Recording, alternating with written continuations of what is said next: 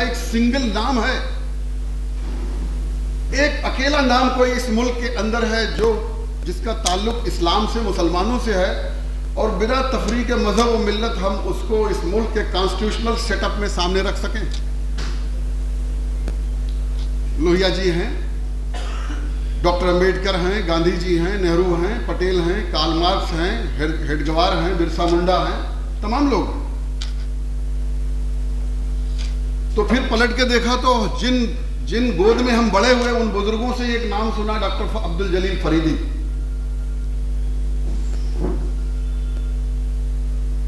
मौजूद हाज़रीन गिरामी, मैं अब्दुल जलील फरीदी साहब की शख्सियत के बारे में कोई बात कम से कम अपने बड़े, जिन्हें हम लोग प्यार से अब्बा कहते हैं, इलियास आदमी साहब के सामने कहने की जसारत नहीं करता, लेकिन जो अपने बुजुर्गों से सुन और सीख के हम लोग बड़े हुए, एक वाकया बयान करके मैं बात खत्म करूंगा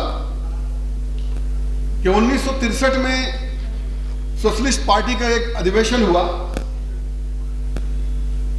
और ये लिखा नहीं मिला हमें, हम लोगों ने बहुत तलाश किया, लेकिन जो उनके सोहबत में वक्त गुजारे बुजुर्ग हैं, उनकी जबानी जो चीज सुना मैं उसे आप तक मुंतकिल कर रहा हूं। एक लफ्ज है गैरत। कहा जाता है कि गैरत ईमान की दलील है। अल्लाह गयूर है, गैरतमंद को पसंद करता है। जिस दिल में गैरत नहीं वहां ईमान नहीं है, वहां रब नहीं है। डॉक्टर अब्दुल जलील फरीदी की गैरत का एक वाकया जो मेरे जैसों के दिल में छपा और उनकी अजमत में सर झुकाया कि वो कितने अजीम शख्सियत थे कि सोशलिस्ट पार्टी के उस इजलास में उन्हें बुलाया गया। डॉक्टर साहब ने ये कहा, राष्ट्रीय अधिवेशन था, सारे वर्कर्स जमा थे, बड़ा जलसा था पटना में। डॉक्टर साहब ने लोहिया साहब से, चौरो चरण सिंह जी से और जो भी उस वक्त के कर्पूरी ठाकुर और जितने भी सोशलिस्ट लीडर रहे, उन मुंतजमीन से कहा कि मुसलमानों को हमें अपनी इस पार्टी से जोड़ने में आसानी होगी अगर कुछ बैनर उर्दू में लगा दें आप, मुस्लिम मोहल्लों में, फुलवारी शरीफ से लेकर के और अंसारी साइंस कॉलेज तक जो पटना में। और प्रोग्राम की सुबह डॉक्टर साहब बाद नमाज चाय वाय पी करके रिक्शे पर वो निकले और जिन इलाकों की निशानदेही किया था कि यहां बैनर लगा दीजिएगा इस्तकबालिया इस प्रोग्राम के ताल्लुक से, वहां एक भी बैनर उन्हें मिला नहीं। गालिबन 11 बजे अपने कुछ मुसाहिबीन के साथ जलसेगाह में डॉक्टर साहब पहुंचते हैं तो उस जमाने में जमीन पर बैठने की ज्यादा रवाज था, अब तो कुर्सियां चल गई हैं और 2 या 3 फुट ऊंचा स्टेज होता था। ये सब जो हम लोगों की उम्र के वो सब देखे हैं आप। तो जहां सबके जूते, जो डाइस पर बैठे, मंच पर बैठे लोग थे, जहां जूते उतरे थे, डॉक्टर साहब अपने साथियों समेत वहां पहुंचे हैं और उन्होंने मजमे पे ताराना निगाह डाली। उससे पहले उन्होंने शहर में देखा कि बैनर नहीं मिला, तो वहां पहुंच करके एक निगाह डाली और जूते जहां उतरे हुए थे उन्हीं जूतों के ऊपर शेरवानी समेत डॉक्टर साहब बैठ गए। वहां बैठे मजमे में जो लोग थे, स्टेज पर बैठे जो जिम्मेदारान थे, वो उठ के आए कि डॉक्टर साहब आप यहां आइए, आपकी जगह हमारे दिल में है, आप हमें रुसवा ना करें, ये जगह आपकी नहीं है।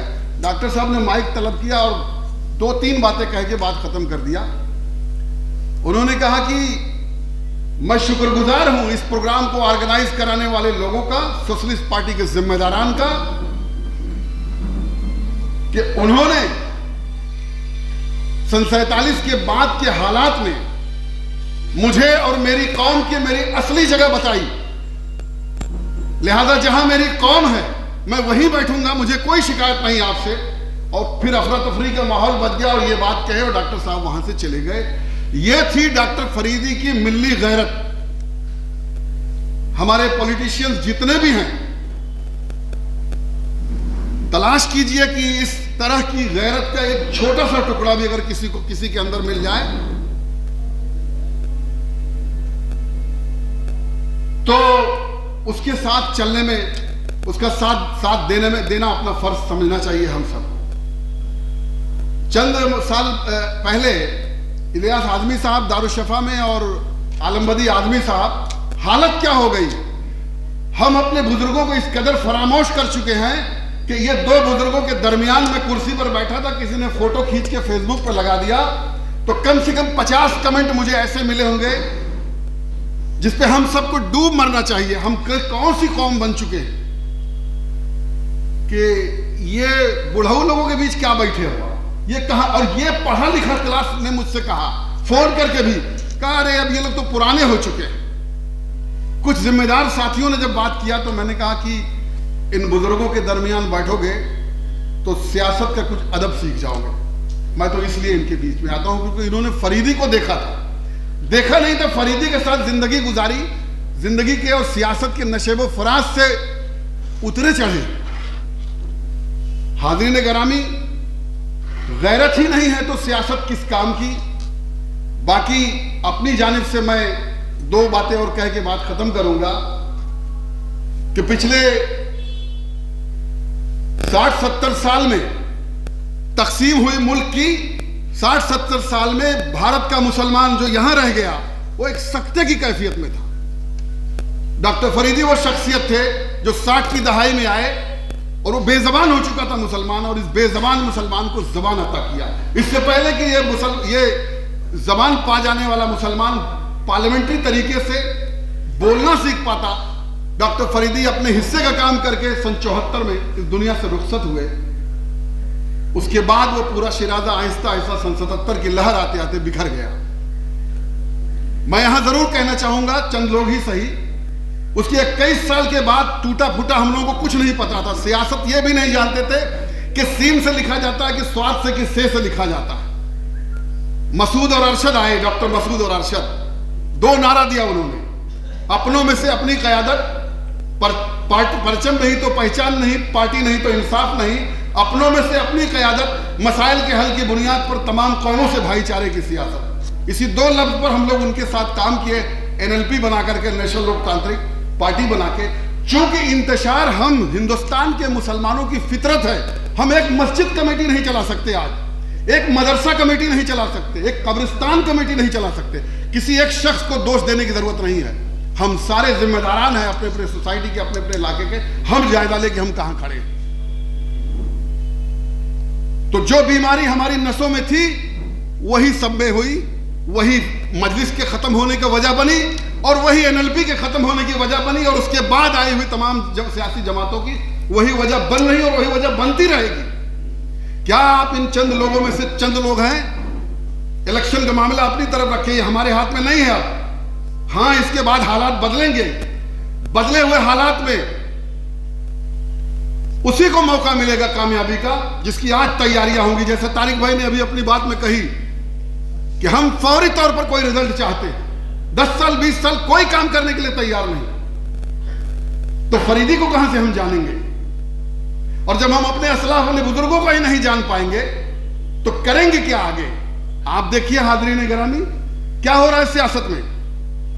एक तंजीम काम कर रही है, अफगानिस्तान में खेल खेला जाता है बुजकशी, बकरे की खाल खींचने वाला घोड़े पर, आप लोगों ने देखा होगा, खुदा गवाह फिल्म में जिन लोगों ने देखा है उसमें याद होगा। पूरी मुस्लिम सोसाइटी में उत्तर भारत की बुजकशी का माहौल है। एक आदमी कोई मूवमेंट लेके खड़ा होता है, उस पर झपट्टा मारने के लिए उसका अपना भाई होता है कि मेरा नाम आए। एक छोटी सी तंजीम कोई काम करती है, एक बड़ी तंजीम आती है किसी बड़े इदारे से उठ करके और उसके काम को हड़प जाती है। इसके बरक्स RSS क्या कर रही है? हिंदुत्व के नाम पर, राष्ट्रवाद के नाम पर, मुसलमानों को गाली देने के नाम पर, पिछड़ी जात दलितों को सताने के नाम पर कोई संगठन आ जाए हिंदू सेना के नाम से, इस सेना के, फौरन RSS बड़ा भाई बन के सरपरस्ती का हाथ रख देती है। लेकिन यहां अगर आप कोई काम कर रहे हैं तो मैं आपकी टांग पहले खींचूंगा, आपसे लड़ाई पहले है। ये खतरनाक बीमारी है, उस गैरत से सोचिए फरीदी की। दूसरी बात, विक्टिमहुड खेल रहे हैं हम लोग, विक्टिमाइजेशन की बुनियाद पर मुसलमानों की सियासत खड़ी की जा रही है। पिछले 70 साल से मजलूमियत के रोना रो रहे हैं, सियासत उनकी खड़ी होती है जो लोगों के लिए उम्मीद बनते हैं बिला तफरीक मजहब और मिल्लत। हम क्या कर रहे हैं? आज एक साहब का डंका बज रहा, हैदराबाद से पतंग उड़ रही है, मैं उनका विरोधी नहीं हूं। हां, तनकीद, अपनी बात रखना सबका हक है, सो मैं रख रहा हूं। इससे पहले कुछ लोग थे, उससे पहले कुछ लोग थे, उससे पहले हम लोग थे कि 70 साल से मुसलमान मर रहा है, सड़ रहा है, दंगा है, लूटे हैं, पीटे हैं और बलात्कार हुआ, यही रोना रो रहे हैं। और जो इस रोने को इस तकरीरी फन से बढ़िया पेश कर देता है, मुसलमानों से लीडर मान लेता है। लीडर तो वो होता है जो मसले का हल पेश करता है।